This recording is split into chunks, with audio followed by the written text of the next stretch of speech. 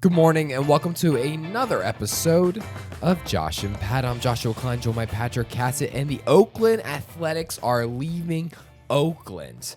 While this may not be a surprise to many, what is surprising is that it took them this long. The Oakland A's have been playing in a dumpster of a stadium. They've not been good for a long time, and the only thing they have really to their name is Moneyball. Which is a movie about them not winning a World Series.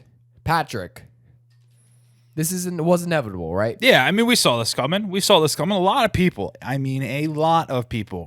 mad about the Oakland A's leaving, but apparently only 27,000 of them could come and do a reverse boycott this week, Josh.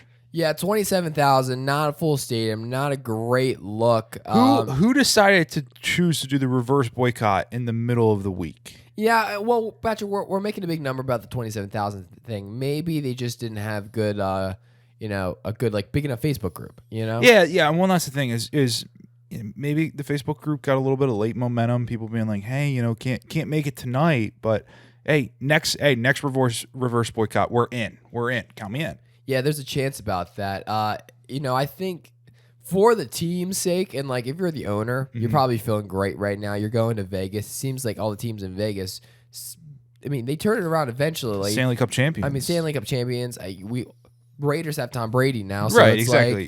That's a proven winner. So you go to Vegas, things seem to start to work in your favor, you figure right? it out. You got a lot of people coming to the games. I think that the organization should be excited. If you're playing for the A's, you are pumped right now. It does suck for the fans. The fans kind of, they got the short end of the stick here. All they did was just be a fan, and there's nothing they could have done. Yeah, well, I'd argue that they probably still could have showed up to the games. Last time I checked, Josh, 4,000 people is not a great turnout for an MLB game. Yeah, but you also have to think, well, where are they showing up to? They're showing up to maybe a AA team, AAA team. Still, they're the last team you got left, Oakland. You've lost everything else. You've got one job as a sports fan, and that's to show up and show out for your Oakland A's. But Josh, what did we expect to happen? Oakland was not in great position to give a stadium. The owner, Fisher, clearly was trying to get a deal done for the last 15 years, couldn't get a deal done. Yeah. And then now he's going to piece the scene. And you also have to kind of imagine that this is a little bit on the fans because, the fans are the people that live there. Mm-hmm. They're the ones electing these people in office who are saying, "Hey, we're not building stadiums." It's that legislation that got the Warriors gone, Raiders gone, and now the Athletics gone. But Josh, they're going to tell you that they had a deal in place. Well, and place wasn't formal enough, I guess, for the Oakland A's, and they're out. Vegas bound. Hey, good for Vegas. And now, if I ever go to Vegas, it's going to be... I'm probably going to go to an Athletics game. If you pick the right weekend, you could hit all three. You could hit all three. Well, all two. The sports seasons, I don't think. Well, if you go... Athletics... Football and baseball will overlap. What time does hockey start? Hockey doesn't start until, end of October, November. Well, if we're making a playoff push... If we're making a playoff push, it's possible. Yeah. It's possible. Maybe preseason games? And once basketball gets rolling. Right. And LeBron James is having a team in Vegas. We all know that. It's inevitable. If he says he wants it, it's going to happen. Yeah. No, they already approved $1 billion to go to a stadium. It's sitting there, and LeBron James, they got it done. Hey, congratulations to Las Vegas. Great Vegas. Staying in the baseball realm, on a little bit more. This is crazy. Shohei Ohtani is leading the league in home runs right now. Officially a good guy, a good player. He is. There you go. Cough it out, Josh, because that's how good Shohei Ohtani is. Yeah, and listen, this is insane. To be a pitcher and to be leading the league in home runs. Honestly, is it more impressive, for him, or is it just more what are we doing what's to more, every other player in the league? If your guys are getting beat by a pitcher, you need to figure something out here because that's not a great look. What's more impressive? A pitcher being able to lead the league in home runs or a guy leading the league in home runs being able to be one of the best starting pitchers in the league? Oh, man. That's a great point.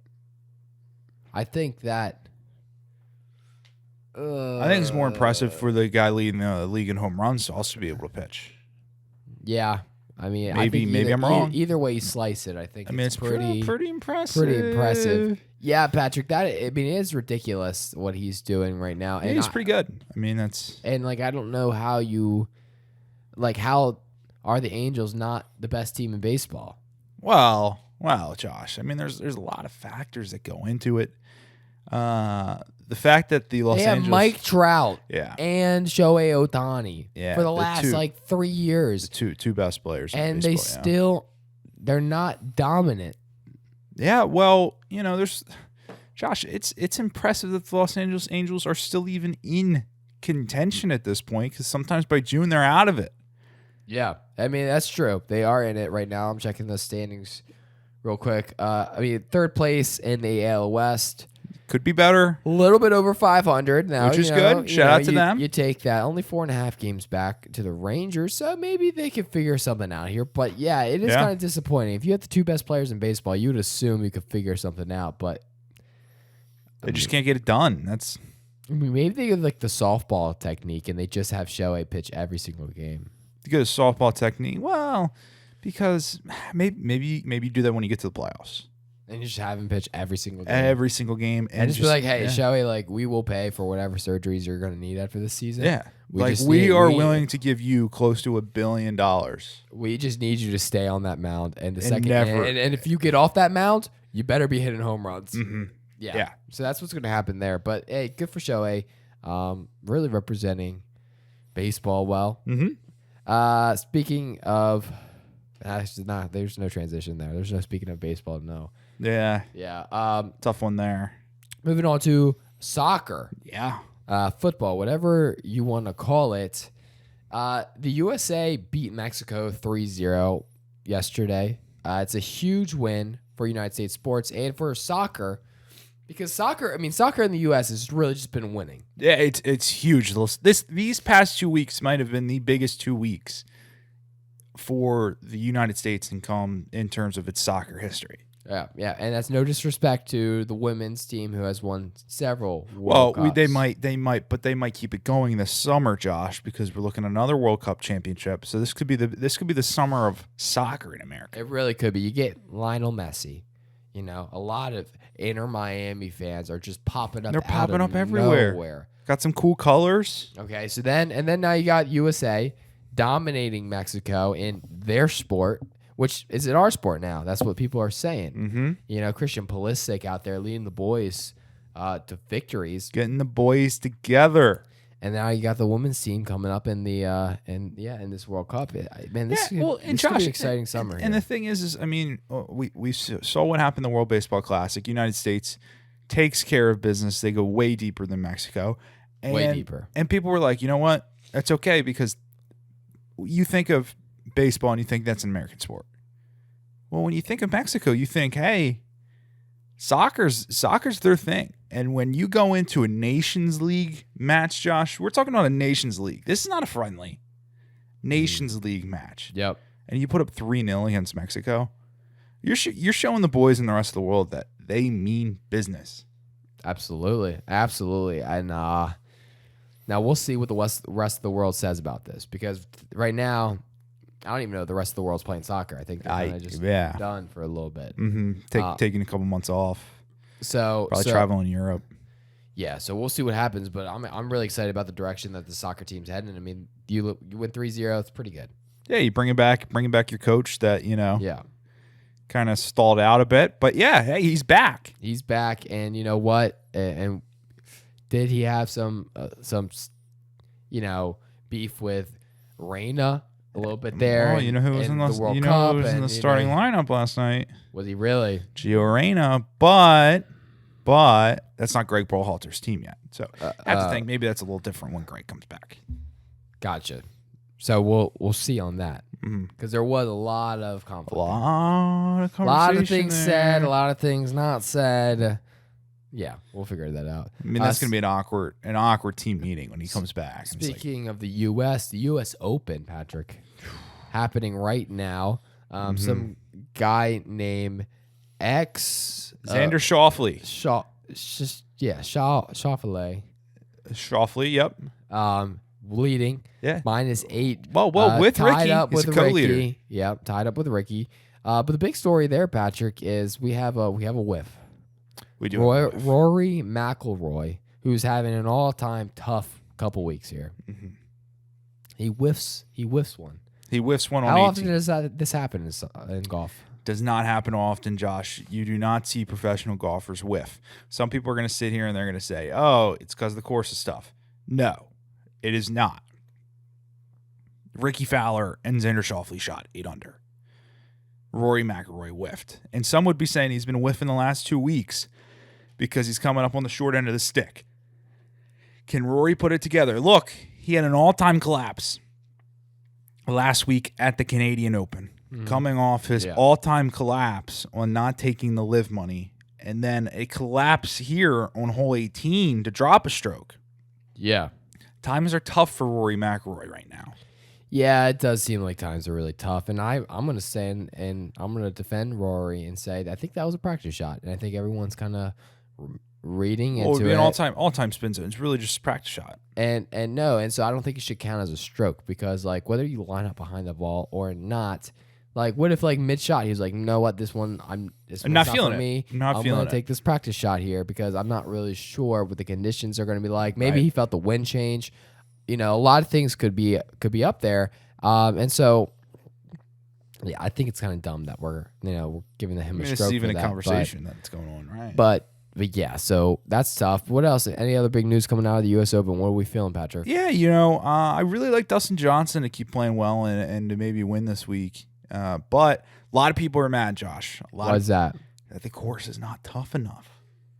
But I thought it's so tough that Rory can't even hit the ball. Yeah, but people were like, hey, I don't want to see 8 under on one day. People only want to see like 1 or 2 under at the U.S. Open. Yeah, we're going to see like 24 under by the end of this thing. Some people are saying that maybe the course is too easy. I'm not saying that. You're not saying that? I might be saying it. We'll see if the boys at the USGA come, maybe put some tough pin locations. They're just getting too good, Patrick. Golf's too good. Are getting too good. Mm-hmm. And once you get Jack Nicklaus could never. I'm not saying that either, but I'm saying that once Charlie Woods. Well, Charlie Woods was there yesterday. Was he golfing? No, he was not golfing. It just maybe some are calling it a scouting trip. The next time that the U.S. Open will be at Los Angeles Country Club. Josh, do you know what year that will be? I want to do math here. No. If it's 2023 now, you carry the 1, maybe add the 2, then maybe 3. Boom, 2039. That makes Charlie Woods 30 years old. Really? So he's just getting ahead, man. He's getting the scouting report down for 2039. He might have 2 Masters by that year. 2, man. He might have 4, Josh. We're talking about a prodigy here. Yeah, fair. Very fair, Patrick. That's going to be crazy. The Chiefs unveil their new Super Bowl ring. And personally, I never got the hype about the big, the ring reveals. Yeah, well, it's probably nice. I mean, considering that I don't think any of your fan bases have had, which a lot of ours has been similar, have had a ring reveal. So that probably dampens that conversation a bit for us. Yeah, that's kind of like a newer thing, right? It's a newer thing, but like if you're the Kansas City Chiefs, it's like how many rings do you need, right? Like at some point the rings kind of just look alike, right? Yeah, I mean, I'm looking at these pictures of these rings, though, Patrick. I mean, they are cool. They cool are ring. cool. I will say some of the details a little bit confusing. Like they have one of them was the amount of like diamonds for the amount of points that they overcame in the last 2 Super Bowls. Okay, that should not count. It's like, what do we do? So we're saying it's great that you overcame this lead. It's kind of like also a dig at your defense that Right, you're yeah, down kinda, so yeah. bad. But also, like, why the last 2 Super Bowls if you have 3 trophies on the thing? Like, is it just because, like, oh, this is the Patrick Mahomes era? We're kind of, this is a new time? Yeah, but, like, the thing is, like, this is a Super Bowl ring for this team. Like, if I'm on this team, I'm like, well. That means nothing to me, the last one. Exactly. Yeah. I agree, Patrick. I think that's weird.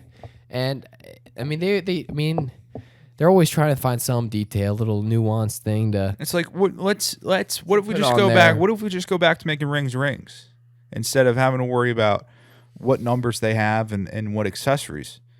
Just make the ring look I'm good. fine with attention to detail, but some details I'm like, okay, like that felt a Maybe little it's bit too like much. felt like a little bit forced. It felt like Right. you maybe wanted to put that many diamonds on there, and you're just like, oh, we need what number, what, like, figure out a way to put that, like, 54. It's Right. like it's a thing, and they're just like, oh, okay, 54. 54. points? Well, yeah, because No, it no. is 54. 54. Oh, well, 54 was the total of Total points that we came back from. yeah, in the last 2 Super Bowls, and I'm like, oh, that's great.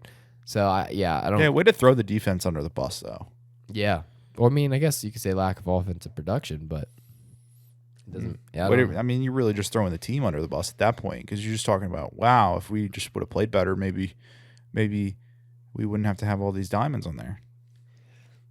yeah. And then it's like you're almost incentivizing you to be down more points for the next one. Like, Right. You want more. Exactly. If you want more diamonds on the ring, guess what? You got to be down more points. Yeah, and maybe that's not a good football organizational move there because It's creating a culture that. Is it creating a culture that wants to come back from deficits, or is it creating a culture that wants to be in deficits? I think that's the conversation that needs to happen. It's a big question. Well, we're officially in the dog days of summer, guys. This is where sports is going to be really tough. And so we appreciate you guys sticking along with us, listening, watching, subscribing. If this is your first time watching, thank you so much. Well, it's not your first time watching. If you're here, you've watched before. And if you're still watching, make sure you guys DM us on Instagram at Picks and Pancakes, and you can win not only a free mug, but also Free mug. That's a great. free $10 McDonald's you. gift card for anything you want at McDonald's. All you got to do is DM us and say, hey, I was watching. And I just want the McDonald's gift card. It's And that I easy. want the McDonald's gift card. It's that easy. Also, make sure you guys go to picksandpancakes.com to read everything that's happening in sports. We'll see you Monday Yes. for another episode of Josh and Pat. You guys have a wonderful day. A peace.